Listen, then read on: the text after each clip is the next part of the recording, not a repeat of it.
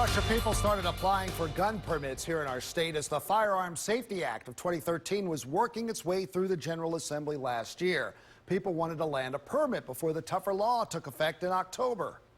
Jamie, that also included people applying for wear and carry permits, which are tougher to get because the state asks the citizen to provide a, quote, good and substantial reason. The InFocus team took a look at those applications through an open records request to get a feel for what the state believes is that good reason to carry a weapon and what is not. On October 1st last year, Maryland officially became one of the toughest states for gun ownership, but even before that, it wasn't exactly a breeze. Carrying a gun in public requires an even higher burden of proof thanks to a clause that leaves more than a little interpretation as to who gets to tote a gun around and for what reason. Maryland is certainly one of the hardest states in which to get a permit, but some of us seem to feel that it's a good thing. Mike Pradel sat on the Handgun Permit Review Board for 9 years, appointed by then-Governor Paris Glendening. Pradel was part of the citizen review process applicants would appeal to if they were denied a wear and carry permit. Most of the people who do qualify are people who have to carry money on their person or people who have to deal with law enforcement issues and therefore feel a risk of retaliation by someone. Retired law enforcement people, retired prison guards. Even former states and assistant states attorneys, but all people have to show that good and substantial reason, that they have a more pressing need for carrying a firearm beyond that of a regular citizen. The InFocus team filed an open records request to the Maryland State Police to obtain the reasons that did not make the cut. In the rush of wear and carry permit applications last year, more than 2,000 people applied. Of those, just more than 200 were denied, and 187 of those were for not having that, quote, good and substantial reason.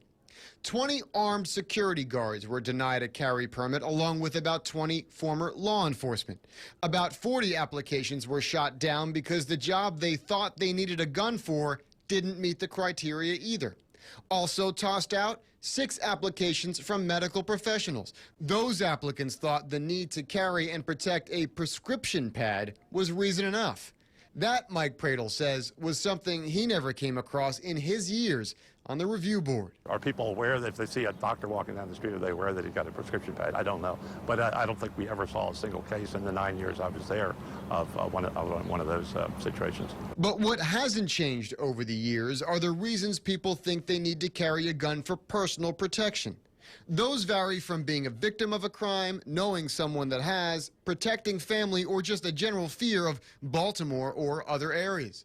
One citizen wanted protection for taking a stroll around the Inner Harbor, while another simply stated his reason for wearing and carrying a firearm was, quote, I live in Prince George's County. Most of these people are in good faith, but but that's not a good substantial reason. And I think the state police are right in saying if we gave it to them, then we'd have to give it to everybody. Everybody wants to go to the Inner Harbor, raise your hand, and then you can get a gun permit. Well, that doesn't make a whole lot of sense. But many others feel who is Mike Pradel, or anyone else for that matter, to tell them so. The burden's on you to prove, and it shouldn't be that way.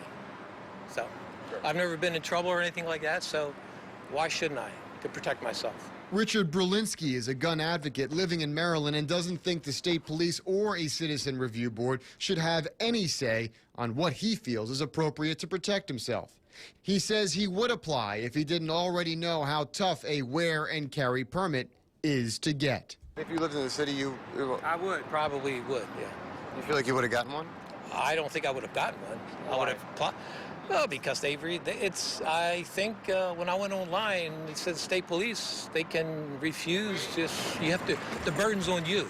It's a right, he believes, not a burden, but a right Maryland is weighing against what it feels is the public good. Now, that good and substantial clause was challenged here in Maryland back in 2012. It went all the way to the appellate court, which eventually ruled in the state's favor. The gentleman who brought that suit tried to appeal again to the U.S. Supreme Court, but it denied the case. So for now, providing what the state police feel is a good and substantial reason is the only way to legally wear and carry a gun here in Maryland. Now, our InFocus digital investigators also dug into these applications and rejections for wear and carry permits, took a deeper look at why the state rejected certain people. For more on those stories, go to our website, abc2news.com/infocus.